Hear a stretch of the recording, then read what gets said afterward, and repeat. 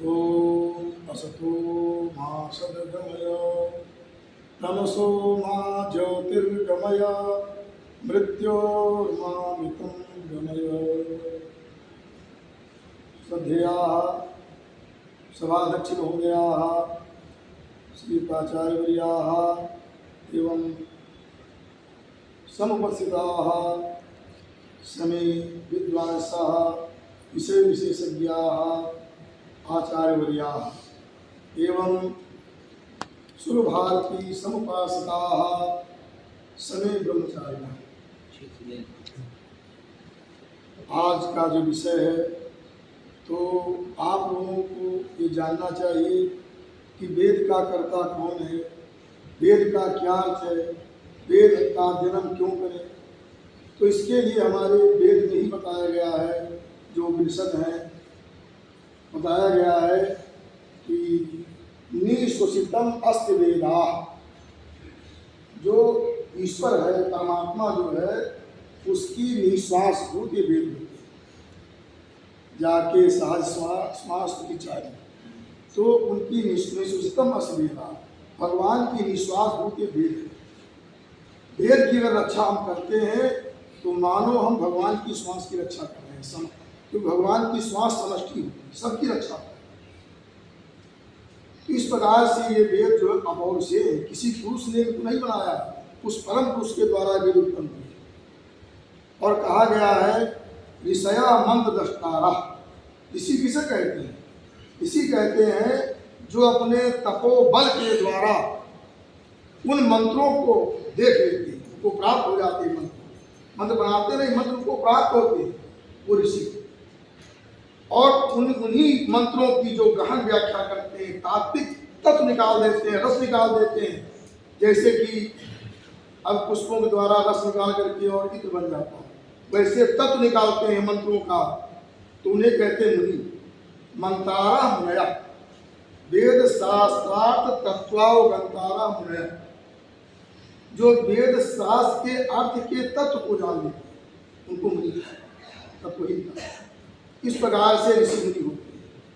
तो वेद जो है, हर वेद हमारा वास्तविक संविधान है, प्राचीन संविधान तो मुख्य वेद है। वेद में क्या है, लोक परलोक दोनों का ही साधन है।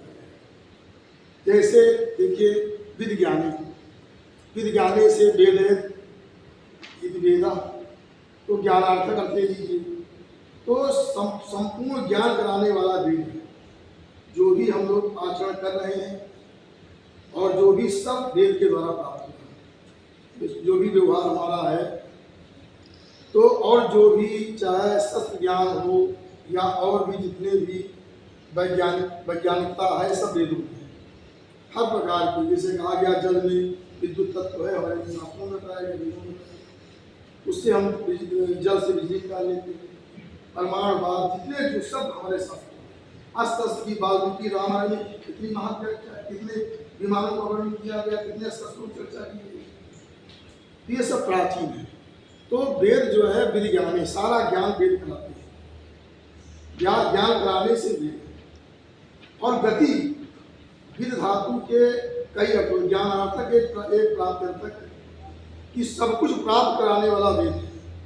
जो भी हमें प्राप्त हो रहा आगे मिल रहा वेद प्राप्त कराते हैं। अगर आप ढंग से नियम संयम से विधि विधान से वेदों का अध्ययन करेंगे तो आपको जो चाहें जो प्राप्त हो, ज्ञान होगा, प्राप्त होगा। इस प्रकार से गति व्यक्त होता है, ज्ञान व्यक्त होता है, मोक्ष व्यक्त होता है, मुक्ति भी प्राप्त होती है जो कहा जाता है आगे। और विधि कई, ये एक विधि सत्ता या धातु है जो सत्ता को प्राप्त करा दे। इसलिए हमारे ग्रंथों में कहा गया एतद्देश पशुतस्य सकाशात् अग्रजन्मनः स्वं स्वं चरित्रं शिक्षेण विद्यां सर्वमानव। इसका सारे विश्व जो है भारत से सीखता था। तो क्या है ये विधि सत्ता, और ये सत्ता विधि लाभ है, समस्त लाभ कराने वाला है वेद। हमारे जो वेद और विधि विचार में सारा विचार भी से। इस प्रकार से ये वेद का अर्थ है।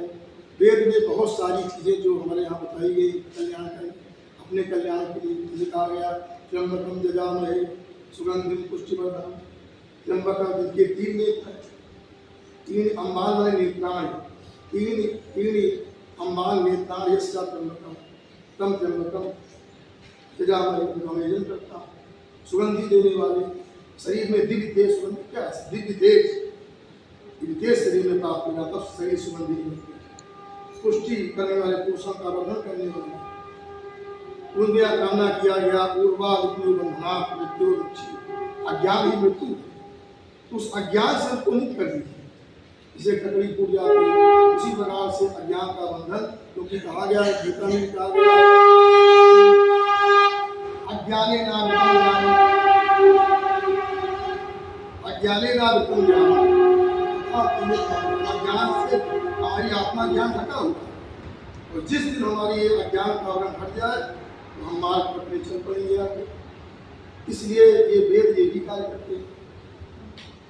तो इस प्रकार से वेद के बहुत सत्यम रकम जो है पूर्वा विष्णु बंधना मृत्यु, मृत्यु से हमको दूर करती है। मृत्यु क्या है, अज्ञानी, जो अज्ञानी वही मरते हैं, और जिनको ज्ञान हो गया वेदों को वो कैसे मरते, वो नहीं मरते। ये जीवन अमृतत्व देने वाले वेद हमारे आपको जो है जीवित कर दे, कभी नहीं मरेंगे। बहुत ज्यादा शरीर छोड़ देंगे, दूसरा शरीर लेने के लिए मरेंगे नहीं। जो अज्ञानी वही मरता है। और हमारे वेदों में सबके कल्याण की कामना की गई। मानस को के तनय मान आयु मानो भूख मानो, तो तनय माने होता पुत्र पौत्र, हमारी सारी बुद्धि हो, हमारे नौकर चाकर या हमारे जो भी पूरा देश हमारा आगे उन्नति को प्राप्त हो, ये वेद मंत्रों का अर्थ है।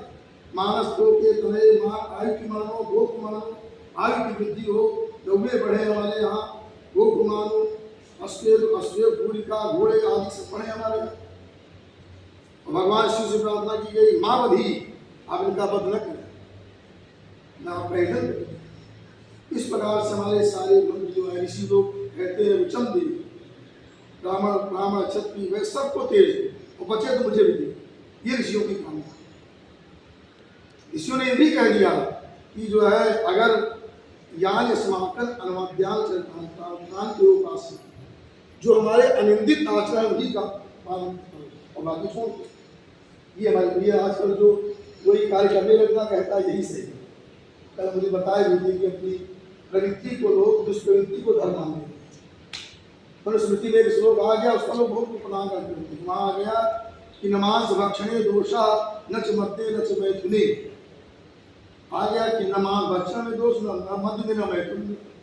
उसी लोग भ्रमित हो जाए। आगे दूसरी पंक्ति में लिखा है प्रवृत्ति रेशा भूता नाम निर्वृत्तिस्तु महापाप, कहा गया ऐसा दुष्प्रवृत्ति जो ऐसा कहते हैं मांस भक्षण में दोष नहीं, इसमें समय दोष नहीं है, वो दुष्प्रवृत्ति निर्वृत्तिस्तु महापाप, इससे निवृत्त होने पर ही महापाप।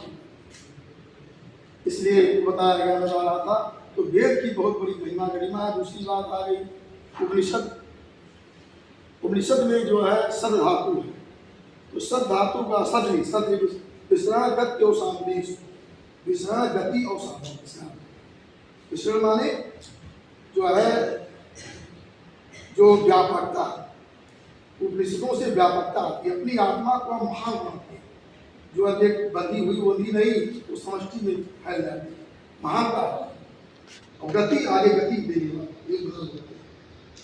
और साधनेश, और साधन माने अज्ञान का नाश, अज्ञान नष्ट हो, ये उपनिषद का ऊपर समीप में बिल्कुल जो अंदर आवरण नष्ट हो जाए, तब आप स्वतंत्र होकर के अपने वैदिक मार्ग पर चलता है। शास्त्रों का उपनिषद का उपनिषद जो है वो भी आपको गति प्रदान करते हैं और अज्ञान को दूर करते हैं। इस प्रकार से उपनिषद हैं। हमारे ब्राह्मण ग्रंथ भी हैं, वो सब वैदिक प्रक्रिया कर्मकांड की प्रक्रिया बताते हैं कि किस प्रकार से चले। इस प्रकार से कुछ वेद कर्मकांड बताते हैं कि भाई ये कर्म ऐसे करो ऐसे करो। उपनिषद जो है वो ज्ञान की चर्चा करते हैं कि अपने अज्ञान की आवरण को बताओ। इस प्रकार से हम लोगों को चाहिए, अगर हमको व्यापक बनना है, अपने को महान बनना है। आज शंकराचार्य जी थे, इतनी कम अवस्था में जाने कितने वेदों पर भाष क्या क्या कर डाले, कितने चारों धाम की स्थापना कर दी, अपनी आत्मा को जागृत किया। तो आत्मा जागृत तभी होगी जब आप वेदों का स्वाध्याय, वेदों का अध्ययन उपनिषद का अध्ययन, ब्राह्मण ग्रंथों का अध्ययन जब करेंगे तब आप जो है महान बन पाएंगे। आपका जो है ये जो जो मन है, बुद्धि है, इस समष्टि को प्राप्त होगा, महान बनेगा और आत्मा आपकी जो है प्रकाशित होगी, तब जाकर के आप अच्छे मार्ग पर चल पाएंगे। इसलिए और इसीलिए हम भगवान से प्रार्थना करते हैं कि असत से सत्य की ओर चले, अस्तु मासो और तमसो अंधकार से प्रकाश की ओर चले और मृत्यु से अमृत की ओर चले। इस प्रकार से इस कामना के साथ और मैं यही प्रेरणा देना चाहता हूँ समस्त जो यहाँ ब्रह्मचारीगण उपस्थित हैं कि आप लोग मन लगा करके और जैसे भगवान श्री राम ने श्री कृष्ण ने वेदों का अध्ययन किया था वैसे अध्ययन करो, आयुर्वेद का अध्ययन करो और धनुर्वेद का अध्ययन करो। बहुत सारे जो भी हर विषय के हमारे यहाँ सारे वेद हैं और चार वेद भी हैं।